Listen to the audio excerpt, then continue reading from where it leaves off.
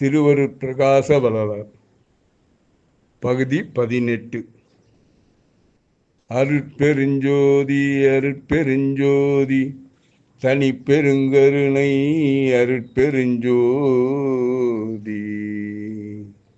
திருவருட்பிரகாச வள்ளலார் தொடரில் நேற்று நாம் 17வது பகுதியை பார்த்தோம். இன்று 18வது பகுதியை தொடர்ந்து பார்க்கலாமா? பார்வதிக்கு இன்னும் மனம் சமாதானமாகவில்லை. அழுது கொண்டே அவள், தம்பி ராமலிங்கம், என்னை அழ வேண்டாம் என்று சொல்கிறாயே, நான் எனக்காகவா அழுகிறேன்? தம்பி, உன் நிலைமையை குறித்தல்லவா நான் அழுகிறேன். நீ எப்படி உலகில் வாழப்போகிறாயோ தெரியவில்லையே. இப்படி எத்தனை நாளைக்கு வந்து போவாய்? எனக்கு பிற்காலத்தில் உனது வாழ்க்கை என்னவாகும்? எனக்கு பிறகு உன்னுடைய வாழ்க்கை என்னவாகும்? இதையெல்லாம் நினைத்தால் அழுவதை தவிர வேறு வழி தெரியவில்லை எனக்கு என்றாள் பார்வதி. பார்வதியின் பேச்சை கேட்டு ராமலிங்கம் சட்டென்று ஒரு முடிவுக்கு வந்தார். கலங்குவதை நிறுத்தி உறுதியோடு அவளை பார்த்து, அண்ணி, அழாதீர்கள். தங்கள் விருப்பம் யாது? அதை கூறினால் அடியின்றி இணை செய்வேன் என்றான். சொல்றத நான் செய்கிறேன். இனிமேல்ட்டு நீங்கள் உங்களுடைய விருப்பம் என்னவோ அதை சொல்லுங்க, நான் செய்கிறேன் அப்படின்னு ராமலிங்கம் சொன்னான். ஆனாலும் அவனை பற்றிய உறுதி அவளுக்கு ஏற்படவில்லை. அவன் சொன்ன வார்த்தையை அவள் நம்பவில்லை. அவனது வார்த்தைகளில் நம்பிக்கையும் தோன்றவில்லை அவளுக்கு. தம்பி, உண்மையாகவா சொல்கிறாய்? என் காதில் விழுந்ததெல்லாம் நீ கூறிய வார்த்தைகள் தானா என்று கேட்டால் சந்தேகத்தோடு பார்வதி. ஆமாம் அண்ணி, ஐயம் வேண்டாம், மீண்டும் உறுதிபட சொன்னான் ராமலிங்கம்.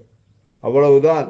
ராமலிங்கத்தின் வார்த்தைகள் பார்வதியிடம் பெரும் மாயத்தை ஏற்படுத்திவிட்டன. மழை துளிப்பட்ட பாலைவனம் தாவரமாய் சிரித்து மகிழ்ந்தாள். மழை துளிப்பட்ட பாலைவனத்து தாவரமாய் சிரித்து மகிழ்ந்தாள் பார்வதி. அந்த மகிழ்ச்சியோடு, அப்படியானால் தம்பி, உன் தமையனார் விருப்பம் போல கல்வி கற்க வேண்டும் என்று அவனுக்கு கட்டளையிட்ட பார்வதி, இதை தவிர்த்து நான் என்ன செய்ய போகிறேன் நான் சொல்லப் போகிறேன் என்றான் ராமலிங்கம். இதை தவிர்த்து நான் என்ன சொல்லப் போகிறேன் தம்பி என்று பார்வதியும் கேட்டாள். நீ படித்தாதான் எனக்கு நல்லது. அப்போதான் உன்னுடைய அண்ணலார் என்ன திட்டாமல் இருப்பார். நீ படித்து முன்னேற வேண்டும் அப்படின்னு அன்னிக்காரி சொன்னான். அண்ணி, அப்படியே நான் செய்ய தடையில்லை என்றான் ராமலிங்கம். ஆனால் என்று எதையோ சொல்ல நினைத்து தயங்கினான் ராமலிங்கம். தயங்காமல் சொல் தம்பி என்றாள் அவள். நாளைக்கே மேல் மாடியில் எனக்கு தனியாக ஒரு அறையை விட்டு விட வேண்டும். இது ராமலிங்கத்தோட முதல் வேண்டுகோள். சரி, அப்படியே செய்து விடுவோம். அப்புறம் என்று கேட்டாள் பார்வதி. ராமலிங்கம் தன் விருப்பத்தை மேலும் சொன்னான். அவ்வாறு அந்த அறையை மொழிகி தூய்மை செய்து விடுங்கள். எனக்கு அது அறையை விட்டு விடுறது இல்லாமல் அதை மெழுகி வைங்க, தூய்மையாக வைங்க அப்படின்னு சொன்னான். இதில் ஒன்றும் சிரமம் இல்லை. அந்த மாதிரி நீ சொல்கிற மாதிரி அந்த அறையை மெழுகி வைக்கிறேன். அதன் பிறகு நான் அங்கே தங்கி கல்வி கற்க தொடங்குவேன் அண்ணி. அந்த மேல் மாடியே எனக்கு தனியாக விட்டீங்களா? அது ஸ்டடி ரூம் மாதிரி படிக்கும் அறையாக விட்டு விட்டீர்களா? அந்த அறையை தூய்மையாகவும் வைத்தீங்களா? அந்த அறையில் நான் தங்கி நான் படிக்கிறேன் அப்படின்னு ராமலிங்கம் சொல்கிறான். ராமலிங்கம் கூறியதை கேட்டாள் அவள். யாரு? பார்வதி. அவன் விஷயத்தில் இது நாள் வரை இல்லாத மகிழ்ச்சி பார்வதிக்கு இப்போது அடைந்தாள். அந்த மகிழ்ச்சியோடு, அப்பா ராமலிங்கம், இன்றைக்கு நல்ல செய்தி சொன்னாய். எத்தனை மகிழ்ச்சியாக இருக்கிறது. இதை கேட்டால் உன் அம்மாவும் அண்ணாரும் மெத்த மகிழ்ச்சி அடைவார்கள் தெரியுமா? சரி தம்பி, போய் கைகால் கழுவி கொண்டு வா, சாப்பிட எடை போடுகிறேன் என்றாள். சரி அண்ணி என்ற ராமலிங்கம் கையலம்பி கொண்டு வந்தான். பார்வதியின் கண்களிலிருந்து ஆனந்த கண்ணீர் பெருகியது. ராமலிங்கம் பார்வதியிடம் நிலையாக வீட்டில் தங்கியிருக்க சம்மதித்த சில நாட்கள் ஓடிவிட்டன. ஆனாலும் பார்வதியை தவிர மற்றவர்களிடம் அவனை பற்றிய கவலை குமைந்து கொண்டிருந்தது. அந்த நிலையில்தான் கூடத்து விசுப்பலகையில் பேசாமல் வெகு நேரமாக உட்கார்ந்து இருந்தார் சபாபதி பிள்ளை. அப்போது அங்கு வந்த பார்வதிக்கு அவர் அப்படி உட்கார்ந்திருப்பது ஏன் என்று பிடிபடவில்லை.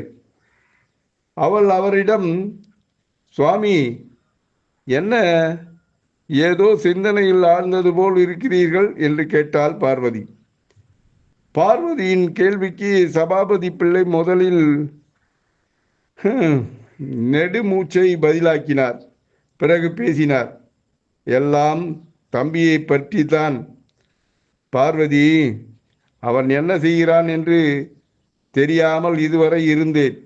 தம்பி இப்படியே இருந்தால் தந்தையற்ற பிள்ளையை தமையன் சரியாக வளர்க்கவில்லையே என்று உலகத்தார் என்னை பேசுவார்களே, பழி தூற்றி ஏசுவார்களே. என்ன செய்வேன் பார்வதி, என்ன செய்வேன் என்றார் வேதனையோடு. கணவரின் வேதனைக்கு ஆறுதல் அளிக்க தொடங்கினாள் பார்வதி. தங்களுக்கு அந்த அவப்பேச்சும் ஏச்சும் நேராதபடிக்கு தம்பிக்கு தான் இப்போது ஒரு வழிக்கு வந்திருக்கிறானே. அந்த உங்களோட பேச்சுக்கும் ஏச்சுக்கும் எதுவும் நடக்காதவாறு தம்பி இப்போது ஒரு வழிக்கு வந்திருக்கிறானே, இனி எதற்கு கவலை என்று சொன்னாள் பார்வதி. நீதான் சொல்கிறாய், இன்னமும் அவன் விஷயத்தில் எனக்கு நம்பிக்கை வரவில்லை. இல்லை சுவாமி, நான் தான் நாள்தோறும் அவனை கவனித்து வருகிறேனே. அவன் கேட்டது போல் மேல் மாடியில் தனி அறையும் நிலை கண்ணாடியும் கொடுத்தாயிற்று. அறை முழுவதும் மெழுகி சுத்தம் செய்தும் வைத்திருக்கிறேன். அதுவும் தவிர அவன் கேட்கும் கற்பூரம், ஊதுபத்தி, புஷ்பம் என்று தீபாராதனை பொருட்களையும் ஒவ்வொரு நாளும் கொடுத்து வருகிறேன் அவனுக்கு. பார்வதி கூறியதை கேட்டதும் தம்பியின் நடவடிக்கைகள் புரிந்து கொள்ள முடியாத புதிதாகவே இருப்பதாக சபாபதி எண்ணினார். அதனால் மனதில் எழுந்த விரக்தியோடு கவலை படர, சரி பார்வதி, அவன் விஷயத்தில் இன்னும் என்ன நடக்கிறது என்று பார்ப்போம் என்று சொன்னார். அதற்கு அவள் கணவரிடம் கவலையை போக்கும் விதமாகவும் ராமலிங்கம் விஷயத்தில் எல்லாமே சரியாகத்தான் நடக்கின்றன என்பதை உணர்த்தும் விதமாகவும் பேசத் தொடங்கினாள். கவலைப்படும்படி ஒன்றும் நடக்கவில்லை, எல்லாம் சந்தோஷமாகத்தான் நடக்கிறது. மனைவியின் பேச்சில் ஏதோ தெளிவுபட்டது போல் சபாபதி பிள்ளைக்கு தோன்றியது. விவரமாகத்தான் சொல்லேன் என்றார் அவர். உடனே ராமலிங்கத்தை பற்றிய மேலுமான விவரங்களை கணவருக்கு சொல்லத் தொடங்கினாள் பார்வதி.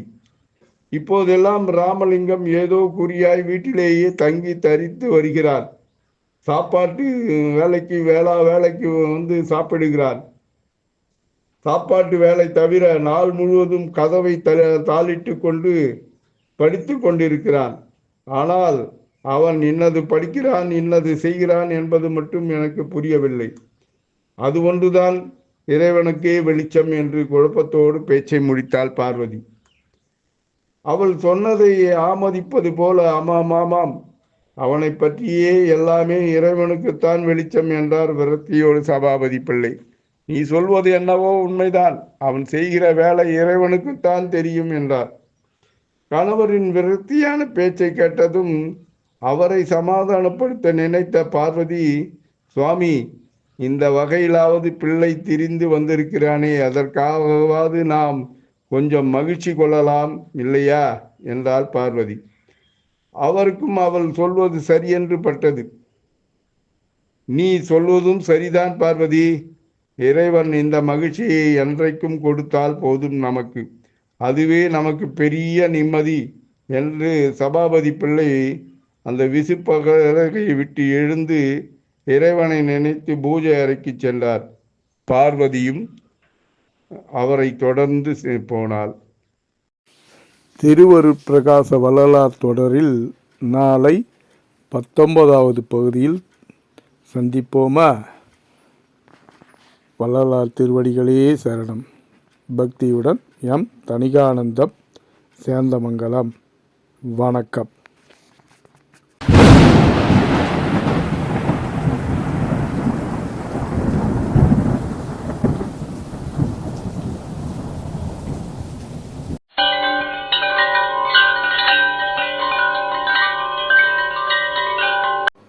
தணிகை டிவியை லைக் பண்ணுங்கள், ஷேர் பண்ணுங்கள், பெல் பட்டனை ப்ரெஸ் பண்ணுங்கள். தணிகை டிவியை சப்ஸ்கிரைப் பண்ணுங்கள். அப்போ தான் நான் போடுற வீடியோ உடனுக்குடனே வரும். வணக்கம்.